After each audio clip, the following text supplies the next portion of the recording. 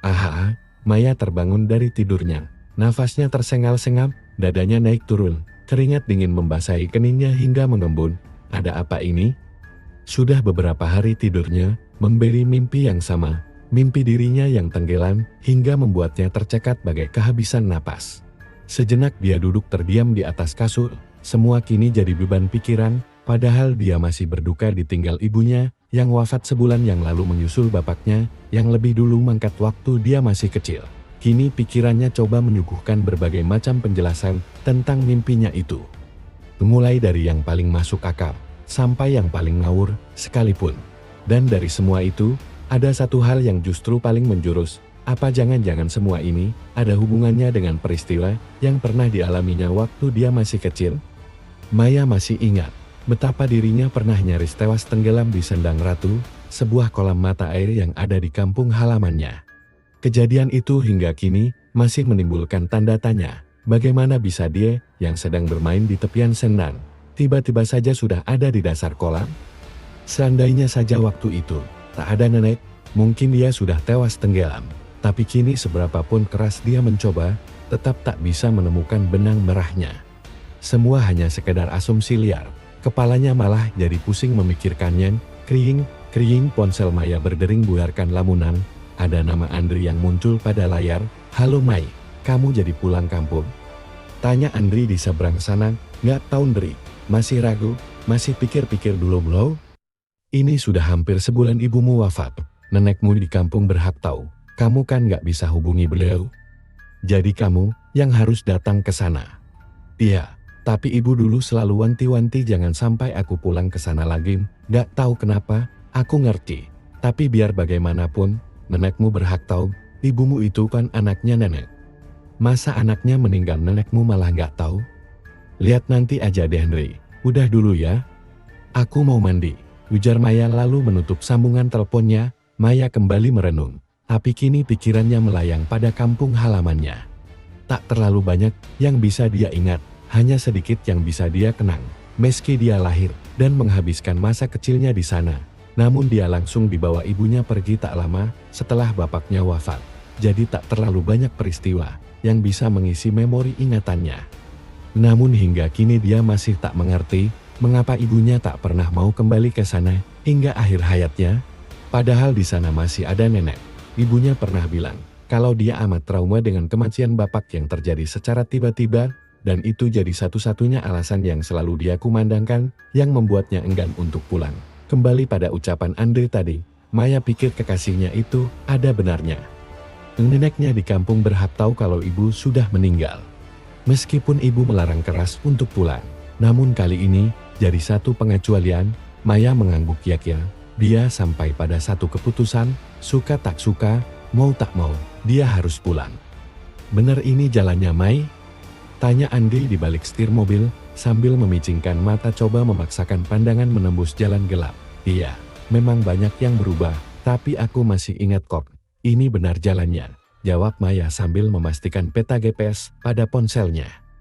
Akhirnya mereka tiba di depan sebuah gapura. Sejenak mereka berhenti. Maya menatap nanar jalan tanah menanjak di balik gapura. Jalan menuju desa tanah kelahirannya.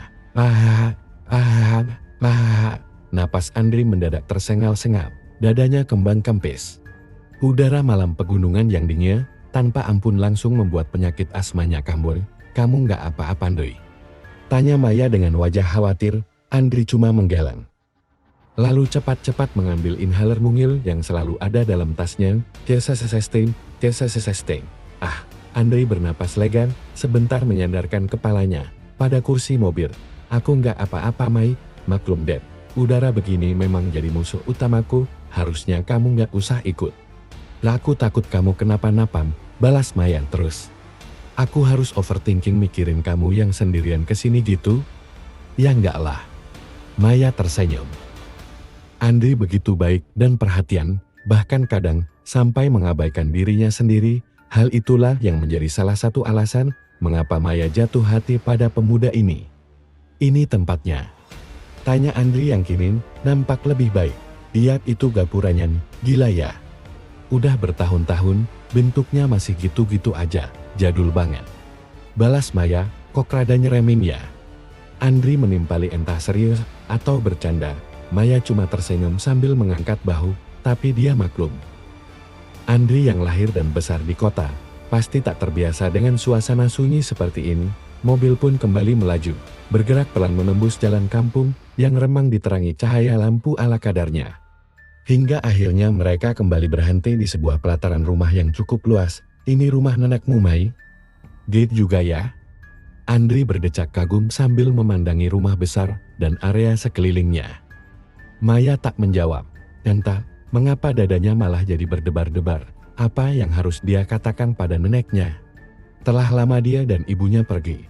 Lalu kini tiba-tiba dia datang dengan membawa kabar duka. Tak terbayangkan bagaimana reaksi neneknya. Andri turun dari mobil. Sebentar membenarkan rambutnya yang sedikit berantakan. Maya pun ikut turun.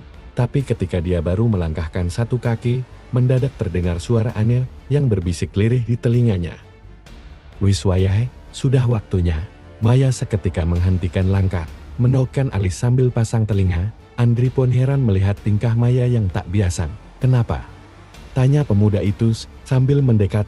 Nggak apa-apa, jawab Maya sambil gelengkan kepala. Dia pikir telinganya cuma salah dengar.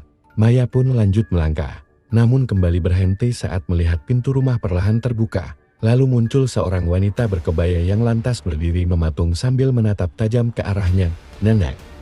Maya bergumam lirih, lalu melirik Andri yang tersenyum sopan ke arah wanita itu. Keduanya pun mendekat. Sang nenek diam menunggu, wajahnya kaku tanpa ekspresi. Matanya menatap dingin ke arah Maya yang terus melangkah menghampiri. Nak, Maya memanggil singkat, bukannya tak sopan. Tapi dia begitu terkesima, wajah nenek sedikit pun tak berubah. Wanita itu, bagai tak menua, sosoknya masih sama persis seperti terakhir kali Maya mengingatnya. Nenek tersenyum. Tetapi bagi Maya lebih mirip sebuah seringai. Andri melangkah maju, lalu meraih jemari nenek lantas menciumnya. Kemudian dia melirik Maya seakan memberi kode agar kekasihnya itu juga melakukan hal yang sama. Maya pun tergugah, sosok nenek begitu berharisma hingga membuatnya sesaat jadi terpukau. Lalu dia pun cepat meraih jemari nenek lantas menciumnya. Post-share, apa kabarmu Mai? Sudah lama ya? Ucap sang nenek tanpa bergeming dari tempatnya berdiri. Iya Nek, maaf, kalau Maya baru bisa pulang, soalnya. Sang nenek mengangkat tangan memotong ucapan Maya. Sudah. Tak perlu kamu katakan, nenek paham kenapa kamu tak mau pulang. Yang penting sekarang kamu sudah ada di sini. Maya terdiam, neneknya masih seperti dulu. Wanita itu bagai punya sinyal rasa yang kuat, hingga membuatnya seolah jadi segala tahu. Lalu nenek melirik ke arah Andri. Kamu siapa? Andri tersenyum sembari membalas sesopan mungkin. Saya Andri Nek, temannya Maya. Kamu sakit ya? Andri terkejut, Maya juga. Andri jadi gugup tak tahu harus menjawab apa. Tapi Maya coba bantu Andri untuk memberikan jawaban. Dia Nek, dia sakit asma. Sudah sejak kecil. Malah tadi sempat kumat. Tapi sekarang dia nggak apa-apa. Nenek memandangi Andri dari atas kepala sampai ujung kaki. Lalu wanita itu manggut-manggut. Entah apa yang ada dalam benaknya. Andri dan Maya saling lempar pandang, tak ada kata yang terucap antar keduanya. Mereka tak mengerti mengapa nenek bersikap seperti itu. Nenek mengajak mereka masuk, lalu mempersilahkan keduanya duduk. Maya begitu canggung, dia bersikap tak ubahnya tamu biasa. Padahal dia lahir di sini, namun kini dia merasa segalanya begitu asing. Apa yang hendak kamu sampaikan hingga membuatmu datang kemari? Tanya nenek tiba-tiba. Maya kembali kagum, nenek memang luar biasa. Bagaimana bisa dia menebak dengan tepat? Sejak tadi tak henti-hentinya nenek terus memberi kejutan. Sejenak Maya melirik ke arah Andri. Gadis itu seolah butuh dikuatkan agar berani untuk bicara. Andri paham. Pemuda itu pun mengangguk pelan. Ibu Nek, ibu meninggal sebulan yang lalu. Maaf, kalau Maya baru bisa kasih kabar. Maya nggak tahu bagaimana caranya hubungi nenek. Makanya Maya datang kemari. Nenek seketika menundukkan wajah sambil meremas-remas jemarinya. Matanya yang sejak tadi dingin kini mulai berkaca-kaca. Namun dia seperti coba sembunyikan perasaannya. Andai saja ibumu mau dengar ucapanku dan tak pergi dari sini. Mungkin saat ini dia masih hidup. Ucap nenek lirih dengan suara yang sedikit bergetar. Maya pun iba. Meskipun dia tahu neneknya punya hati sekeras batu. Namun wanita itu tetaplah seorang ibu. Wajah nenek yang jadi sendu menjelaskan kesedihannya yang tak terungkap. Ya sudah, semua sudah terjadi. Sekarang tinggal kamu dan nenek. Nenek tak berharap kamu mau kembali menetap di sini. Tapi setidaknya kamu bersedia tinggal beberapa hari. Bagaimanapun juga, ini adalah rumahmu, ucap nenek. Maya membisu. Permintaan nenek terdengar tulus dan wajar. Lagi pula harus diakui, ada sedikit rindu yang terselip dalam hati. Rindu pada teman-teman masa kecilnya. Rindu pada hijaunya daun dan rerumputan. Dan yang paling aneh, rindu pada jernihnya air sendang ratu. Iya Nek, rencananya memang Maya mau tinggal beberapa hari. Sekalian Maya mau ziarah ke makam Bapak. Jawab Maya yang langsung melirik Andri demi melihat respon pemuda itu. Andri sepertinya tak keberatan. Semua memang sesuai dugaan Maya. Bagaimana mungkin pemuda sebaik Andri menolak permintaan seorang nenek pada cucunya? Malah bisa-bisa dia marah kalau Maya menolak. Akhirnya Maya dan Andri dipersilahkan untuk istirahat. Keduanya tidur di kamar yang terpisah. Maya menempati bekas kamarnya dulu. Sedangkan Andri dipersilahkan tidur di kamar yang lain. Maya terbangun kala matahari sudah meninggi. Rasa lelah membuatnya tidur begitu nyenyak. Sesuatu yang mulai sulit dia dapatkan sejak dia mengalami mimpi anehnya. Dia bangkit dari tempat tidur lalu melangkah keluar kamar. Di situ dia sedikit kaget ketika melihat Andre yang sedang duduk berbincang-bincang dengan nenek. Tuan Putri sudah bangun, canda Andri sambil tertawa. Wajahnya nampak sumringah. Lebih baik kamu langsung mandi, lalu sarapan. Katanya kamu mau ziarah ke makam bapakmu, kata nenek. Maya mengangguk mengiyakan. Dia pun berbalik meninggalkan Andri dan nenek yang terdengar kembali berbincang dengan akrab. Maya sempat heran, bagaimana Andri dan nenek bisa seakrab itu. Dia tahu persis bagaimana neneknya. Wanita itu seperti es yang dingin, tak mudah bagi orang untuk mencairkan hatinya. Tapi lantas Maya maklum, Andri pemuda yang supel. Dia dengan mudahnya bisa langsung akrab pada siapa saja. Wawasannya yang luas membuatnya mampu bicara tentang segala hal. Mungkin itu yang membuat Andri bisa mengambil hati nenek dalam waktu singkat. Selesai mandi dan sarapan, Maya dan Andri pamit untuk ziarah ke makam Bapak. Sang nenek melepas kepergian mereka dengan tatapan misterius sambil berdiri di teras rumah. Makamnya jauh Mai? Tanya Andri dalam langkahnya meniti jalan setapak. Lumayan, ada di kaki Gunung Sanang ini, yakin kamu mau ikut? Jalannya rada nanjak. Aku takut asmamu kumat lagi lah. Kok bingung? Kan ada ini. Sanggah Andri sambil menunjukkan inhalernya. Maya cuma bisa nyemil. Sebenarnya dia kasihan pada Andri. Pemuda itu bagai tergantung pada alat mungilnya. Namun Andri menganggap penyakitnya itu angin lalu. Sepertinya dia tak sudi orang lain kasihan padanya. Dia tak mau orang-orang jadi bersikap baik hanya karena merasa iba. Kok kamu tadi bisa langsung ngobrol akrab sama nenek? Asal kamu tahu, gak sembarang orang bisa begitu. Tanya Maya di sela-sela langkahnya. Gak tahu juga Mai. Tadi sehabis aku mandi, nenek tiba-tiba panggil aku. Dia tanya-tanya tentang aku dan keluargaku, juga tentang penyakitku. Ya aku jawab apa adanya. Lalu apa kata nenek? Gak banyak, tapi nenek sempat bilang, kalau penyakitku itu bisa saja sembuh seandainya orang tuaku masih ada. Aku gak ngerti apa maksudnya, tapi waktu aku tanya, nenek malah cuma senyum. Sesaat Maya jadi heran mendengar hal itu. Apa maksud nenek bilang begitu? Apa hubungannya penyakit Andri dengan kedua orang tuanya yang telah wafat? Tapi Maya tak mau terlalu memikirkannya dan terus melangkah menyusuri jalan setapak yang kian menanjak. Tak lama mereka berpapasan dengan seorang lelaki tua berbadan tegap yang sedang memikul dua buah keranjang besar berisi batang-batang singkong. Pak Gimin. Ini kan Maya ya? Ya ampun Mai. Kamu kemana saja? Sudah besar kamu ya? Gimana kabar ibumu? Sahut Pak Gimin, tetangga dekat rumah neneknya. Ibu sudah meninggal sebulan yang lalu, makanya saya datang kemari untuk mengabari nenek.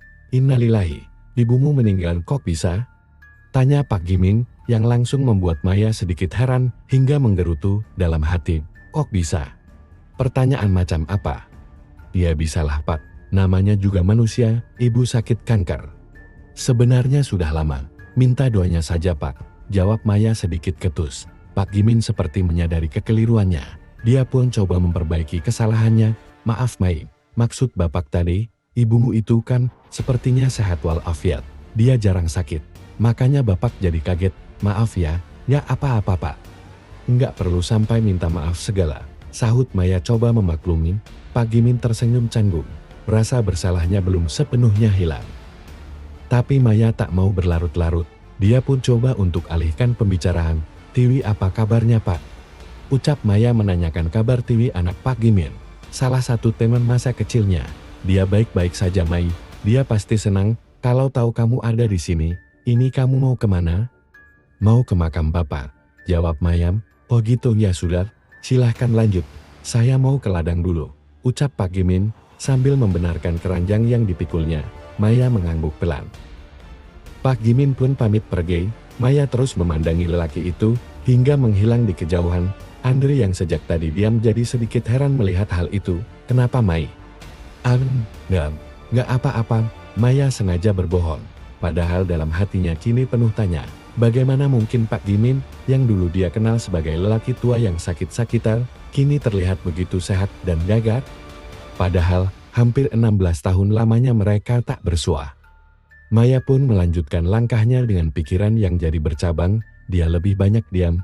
Andri yang berjalan di sampingnya, tak berani mengusik. Dia pikir hati Maya sedang haru, karena akan mengunjungi makam bapaknya. Kini keduanya telah sampai di sebuah area pemakaman yang sunyi dan teduh dinaungi pohon-pohon Kamboja. Namun tempat itu terlihat kotor dengan banyaknya daun-daun kering yang berserakan di mana-mana. Maya dan Andri berjalan hati-hati melewati sejumlah makam yang nampak terbengkalai dan tak terawat. Makam-makam yang itu kok seperti nggak kurus ya Mai? Tanya Andri sambil menunjuk beberapa makam. Iya, aku juga heran, padahal dulu nggak begini, sahut Maya menimpalin.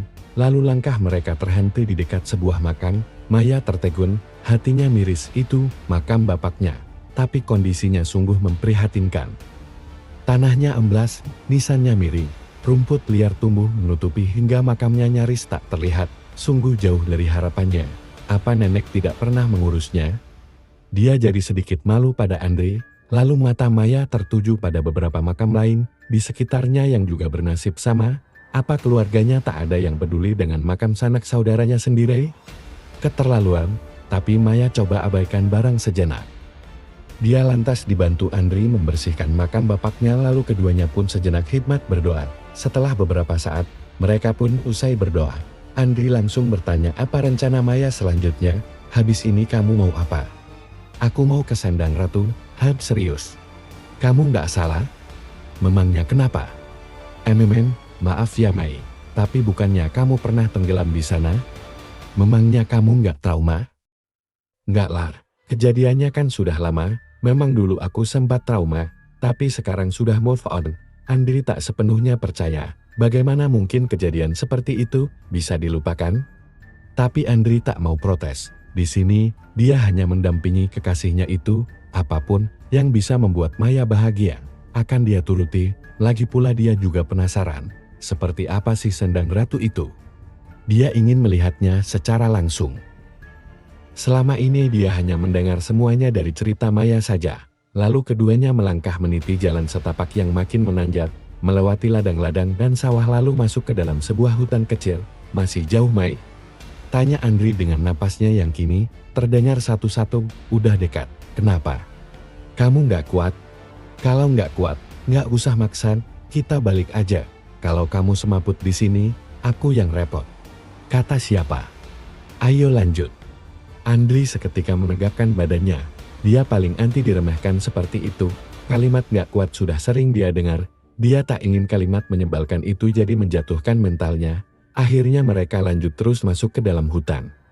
Jajaran pepohonan yang kian rapat membuat suasananya jadi sedikit redup. Dada Andri berdebar-debar. Entar, mengapa bulu kuduknya jadi berdiri? Dia melirik Maya, tapi gadis itu nampak melangkah dengan tenangnya.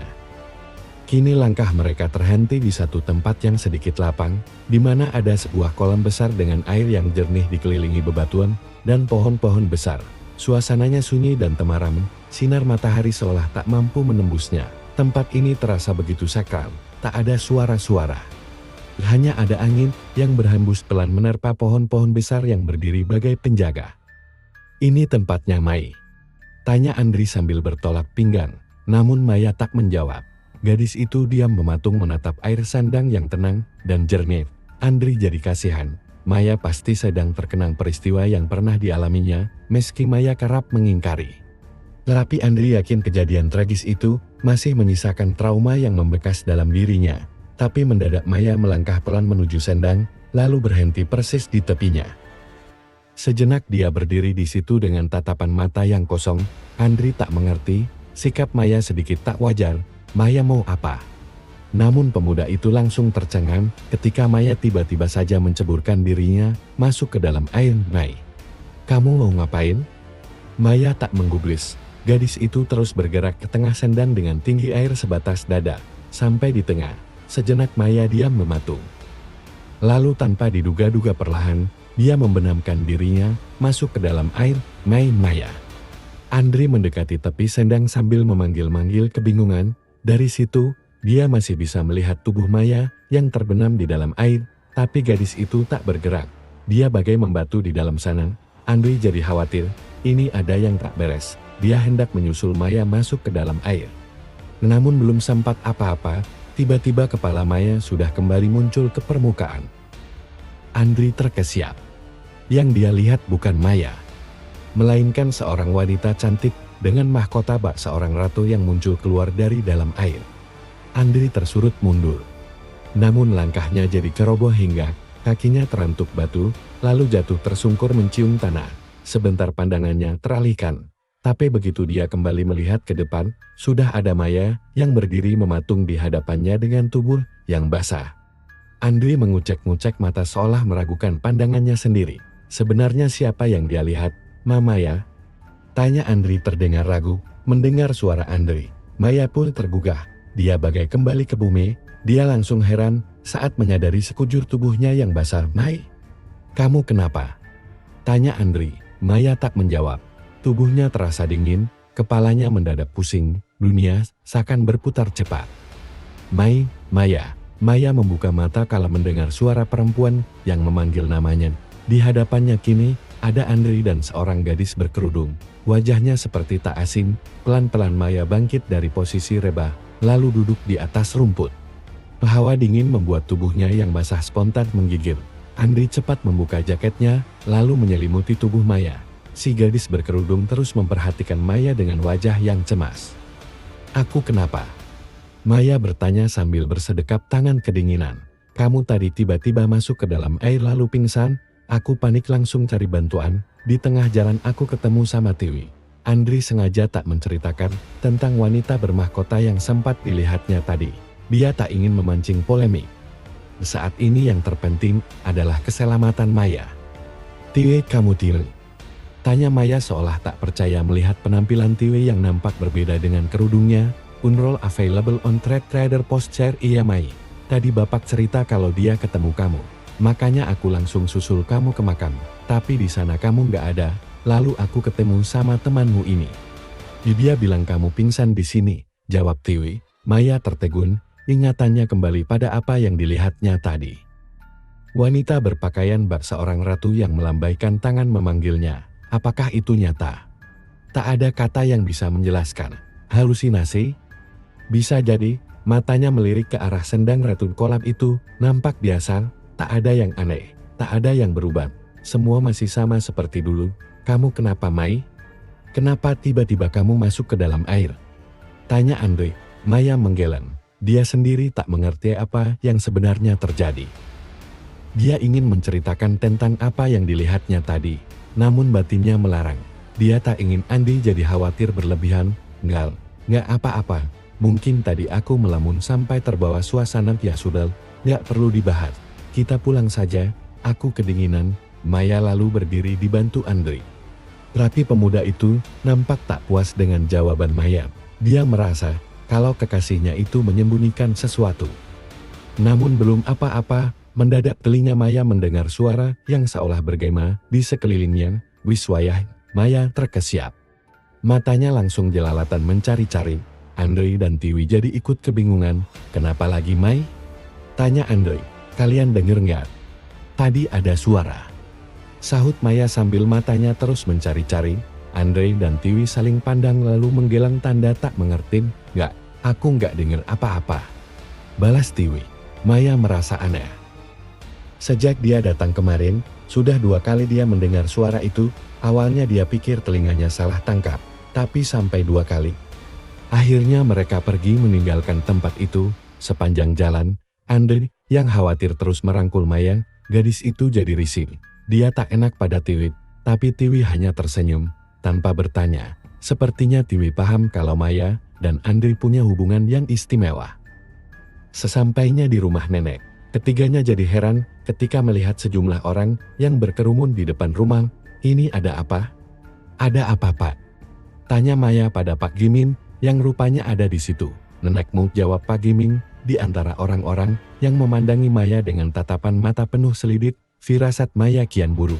Dia langsung menyeruak masuk ke dalam menuju kamar neneknya. Pandangannya sempat terhalangi oleh beberapa orang yang berdiri mengelilingi ranjang nenek, tapi ketika orang-orang itu menyingkir memberikannya jalan, Maya langsung kaget melihat nenek yang tergeletak di atas ranjang poster. Astaga. Nenek terbaring lemah. Tubuhnya nampak layu. Ada darah kental meleleh keluar dari lubang hidungnya yang segera diseka oleh orang yang ada di dekatnya. Nenek kenapa? Tanya Maya, tapi tak ada yang menjawab. Orang-orang di sekitarnya hanya diam membisu sambil menatap heran melihat baju Maya yang basah. Ini nenek kenapa? Ucap Maya kembali mengulangi pertanyaannya dengan nada suara yang sengaja ditinggikan. Salah satu dari mereka akhirnya menjawab, nenekmu tadi pingsan, tapi beliau bilang gak apa-apa. Gak apa-apa gimana? Lah wong sampai mimisan gitu. Jawab Maya sedikit ketus, tak ada yang bisa menjawab. Justru neneknya yang tiba-tiba berkata lemar, aku gak apa-apa, sekarang kalian semua pergi, tinggalkan aku sendiri. Pinta nenek, lalu upacaranya bagaimananya? Bukankah waktunya sudah dekat? Tanya seorang wanita yang berdiri dekat nenek. Nenek menggeleng lemah. Nanti, kalian pulang saja dulu. Orang-orang pun patuh lalu membubarkan diri. Maya bingung, apa yang sedang mereka bicarakan? Namun dia tak berani ikut campur. Dia pun ikut pergi meninggalkan nenek yang masih terbaring lemah di atas ranjang. Setelah berganti pakaian, Maya ditemani Andre dan Tiwi cuma bisa duduk menunggu di ruang tamu. Maya harap-harap cemas sambil terus melirik ke arah kamar nenek yang pintunya kini tertutup rapat. Nenekmu sakit apa, Mai? Kok hidungnya sampai berdarah begitu? Aku nggak tahu, Nri. Kamu kan tahu sendiri, kami sudah lama nggak ketemu. Jadi aku nggak tahu gimana kondisi nenek saat ini. Memangnya berapa sih usia nenekmu? Sepertinya dia belum terlalu tua. Tubuhnya juga kelihatan masih sehat. Tanya Andre lagi, yang langsung membuat Maya jadi terdiam. Jujur, Maya memang benar-benar tak tahu berapa usia neneknya. Dia tak pernah bertanya, ibunya pun tak pernah cerita. Sebenarnya apa yang terjadi pada nenekmu itu hampir mirip seperti yang dulu pernah dialami beberapa orang di kampung ini. Termasuk ibuku, ucap Tiwi tiba-tiba. Serius Wui? Sahut Maya. Iya, dulu ibuku dan beberapa orang kampung ini pernah mengalami hal yang sama. Tubuh mereka mendadak lemas dan hidungnya selalu mengeluarkan darah. Sebelum akhirnya, Tiwi menghentikan kata-katanya, wajahnya mendadak jadi sendu. Maya dan Andre jadi heran namun tak sabar menunggu. Sebelum apa, Wui? Tanya Maya penasaran. Sebelum akhirnya mereka meninggal. Sambung Tiwi menyelesaikan kalimatnya. Innalillahi, jadi ibumu sudah nggak ada, Wui? Tanya Maya sama sekali tak mengira. Iya, Mai, sudah lama. Kira-kira beberapa bulan setelah kamu dan ibumu pergi. Padahal waktu itu bapak yang sakit-sakitan. Tapi entah kenapa tiba-tiba ibu mengalami hal itu. Selama beberapa hari hidungnya selalu mengeluarkan darah. Lalu tak lama, dia meninggal. Ya Allah, aku jadi ikut sedih, Wui, sahut Maya. Tiwi tersenyum getir, lalu kembali melanjutkan ceritanya. Tapi ternyata bukan ibuku saja. Beberapa orang dalam waktu yang berbeda juga mengalami nasib yang sama. Maya dan Andre tertegun, cerita Tiwi terdengar aneh sekaligus menakutkan. Kini Maya jadi khawatir, apa mungkin neneknya akan mengalami hal serupa. Tapi mendengar Tiwi menyinggung bapaknya, Maya jadi teringat akan sosok Pak Gimin. Dia pun lantas melontarkan pertanyaan yang sejak tadi begitu mengusik. Maaf Wui, ada yang mau aku tanya. Setahuku dulu bapakmu itu sakit-sakitan, tapi hari ini kulihat dia sangat jauh berbeda. Bapakmu nampak sehat walafiat, tak nampak kalau dia dulunya sakit. Jangankan kamu, Mai. Aku sendiri juga heran, Padahal bapak bilang dia nggak berobat kemana-mana. Aku juga nggak tahu bagaimana bisa begitu, soalnya setelah ibu wafat, bapak langsung mengirimku ke pesantren. Terus ikuti Radio Tengah Malam. Dan agar teman-teman setia nonton kisah ini, bagaimana menurut kalian tentang kisah ini? Tulis komentar kalian di kolom komentar. Dan bila teman-teman yang baru bergabung jangan lupa like, comment, share, serta subscribe channel ini. Dan nantikan kisah-kisah horor berikutnya tetap di Radio Tengah Malam.